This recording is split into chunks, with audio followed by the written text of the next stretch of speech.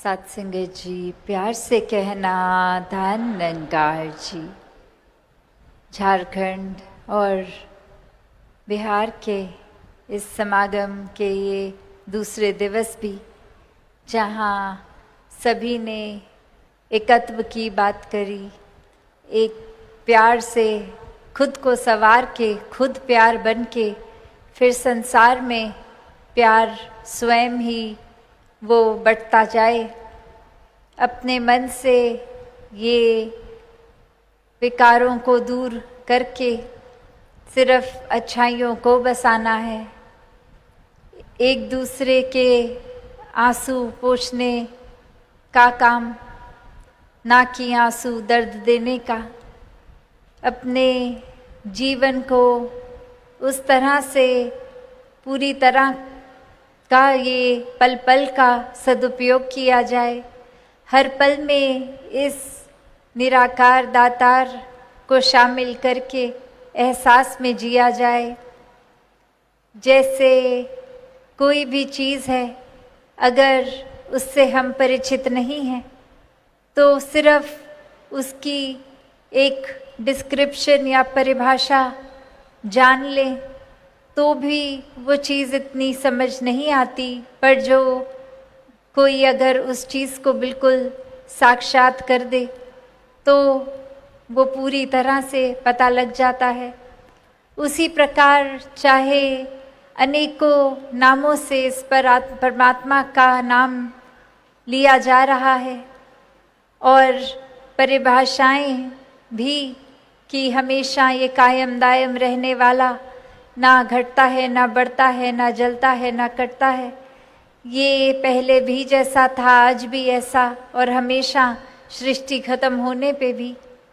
पर ये जानते हुए भी हर समय ये परमात्मा किस तरह पल पल में हमारे एक दर्शन रूप हो सके, तो बात यही कि परमात्मा को स्वयं पहले ब्रह्म ज्ञान से जीवन में ये एहसास करना है, देखना है। और ये देखने के बाद ये भक्ति रूप जब होता है तो फिर ये भक्ति किसी लालसा से नहीं, किसी लालच से नहीं होती। इसलिए नहीं परमात्मा का नाम बस लिया जाता कि एक कोई भय है, अगर भक्ति नहीं करेंगे तो जीवन में कोई ना कोई दर्द, कोई नुकसान हो जाएगा। नहीं, फिर तो बस ये इस तरह परमात्मा पे आस्था लगती है कि बस ये प्यार है।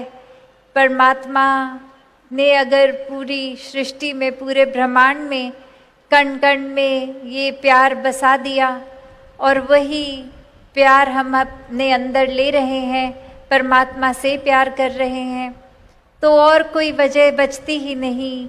ये प्रेमा भक्ति का रिश्ता हो जाता है।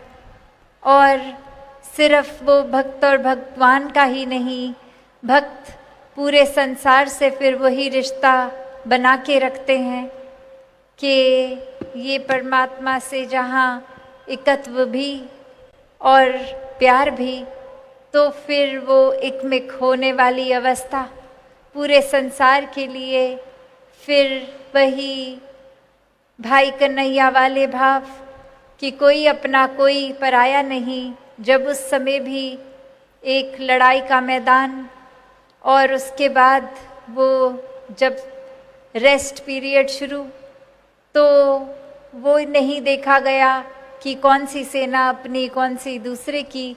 जितने भी पीड़ित सभी को मरहम पानी एक देने का भाव भाई कन्हैया का। और उसी प्रकार ये बिना भेदभाव के जीवन जीकर दिखाया।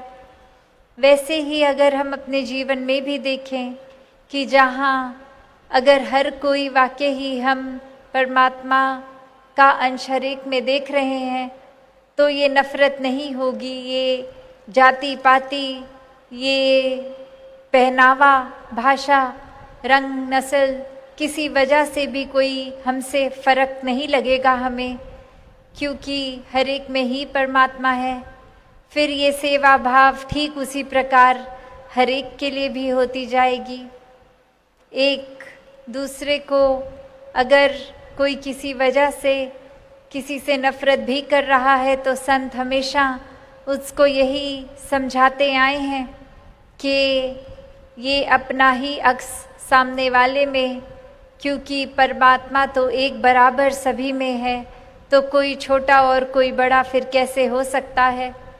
अगर संसार में सिर्फ इसलिए ही छोटा और बड़ा बना दिया कि कहीं जन्म लिया और कहीं एक किस तरह की परवरिश हो रही है, तो ये फ़र्क के कारण अगर ऊंच नीच है, तो ये गहराई में अगर सोचा जाए तो ये फ़र्क कहाँ बने।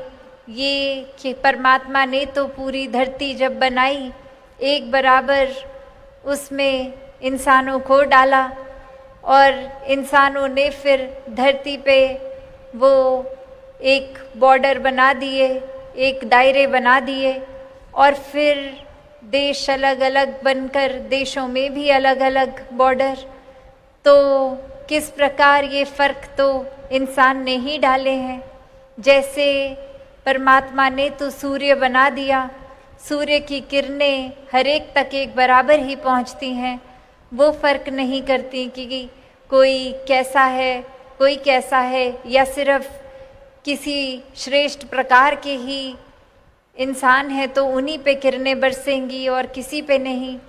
नहीं, ये परमात्मा ने फ़र्क नहीं किया, इंसानों ने खुद अपने लालच के कारण या नफ़रत के भाव के कारण ये फ़र्क डाल दिए, ये ऊंच नीच बना दिए। वरना तो सभी एक बराबर, एक देखने में ज़रूर फ़र्क हो सकता है, किसी का शक्ल आकार कद काठी भाषा, पर वो कभी भी नफ़रत का कारण नहीं संतों ने समझाया। संतों ने तो हमेशा